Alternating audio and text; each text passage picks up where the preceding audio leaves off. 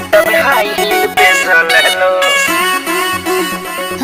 High heel pesolelo.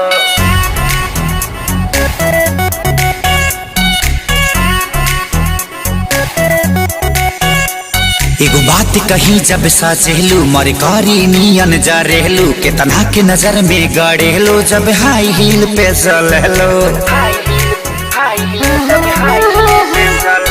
एगो बात कही जब साचेलू मरे कारी नियन जा रहलू केतना के नजर में गड़ेलो जब हाई हील पे चलेलो। सुनो से कोना निगाह ना तो भरा करिया पूरा होई ना बात जमन सोचता है तू कि पाके घुंघरू बांधे मेरा नाचे थी